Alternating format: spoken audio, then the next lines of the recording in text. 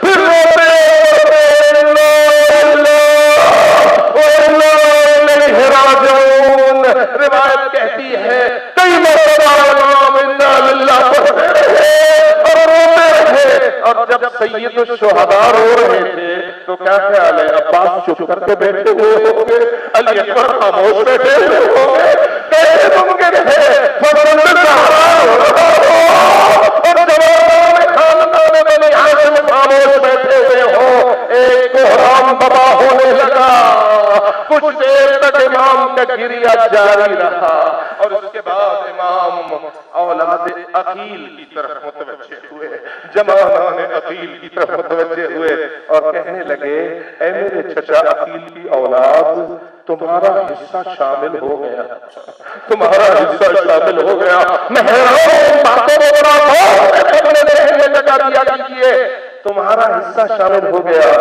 اب بھی میری طرف سے تمہیں اگر جانا چاہتے ہو تو چلے جاؤ, اگر مجھے چھوڑ کر جانا چاہتے ہو تو چلے جاؤ.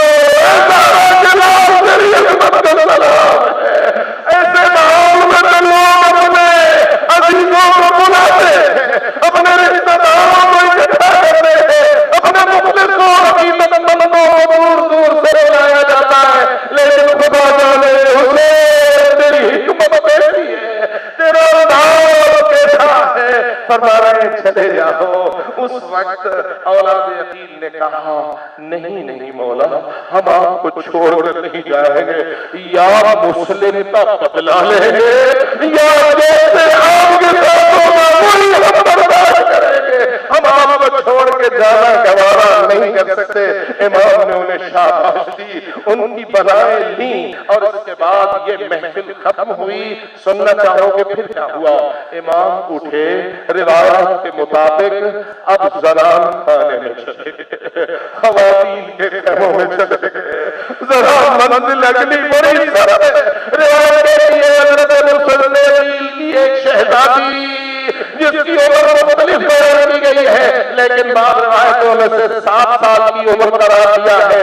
7 سال کی بچی حضرت مسلم کی اس کاروان میں ہم سفر تھی. حضرت مسلم کے شہزادے بھی شہید ہوئے ہیں وہ بھی میدان کربلا میں, اور یہ بیٹیاں اور خاندان بھی حضرت مسلم کا ہم سفر تھا. یہ 7 سال کی بچی ہے. امام اندر گئے ہیں, مسلم کی بیٹی کو بلایا ہے, اپنی گود میں بٹھایا ہے. بٹھانے کے بعد سر پہ دست شفقت پھیرنا شروع کر دیا. سر پہ دست شفقت پھیرا. کچھ دیر تک جو سر پہ دست شفقت پھیرتا نظر آیا تو بچی خاندان کی عقیلہ خاتون تھی. سمجھ گئی کہ کوئی آدھا خیر نہیں ہے. فوراً پوچھتی ہے اے مولا میرے بابا کو خیر؟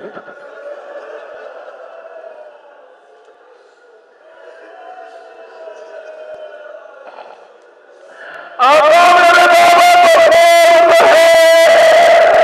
اس وقت مولا نے کہا اے میری بیٹی آج کے بعد مجھے بابا کر دو, میں مہربانی کر دو.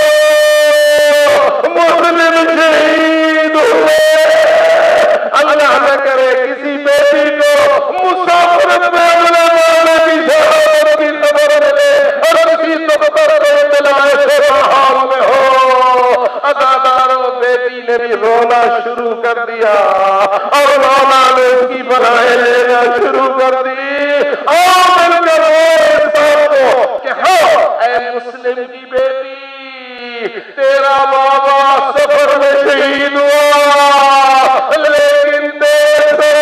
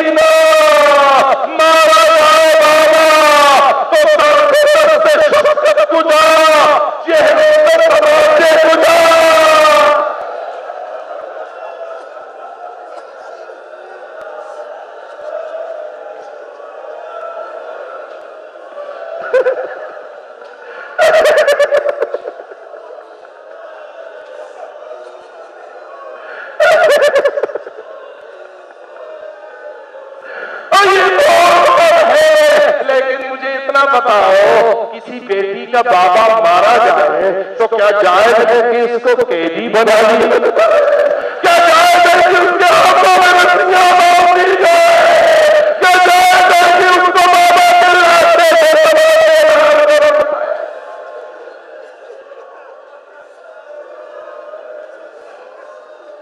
الا لعنت اللہ علی القوم الظالمین وسيعلم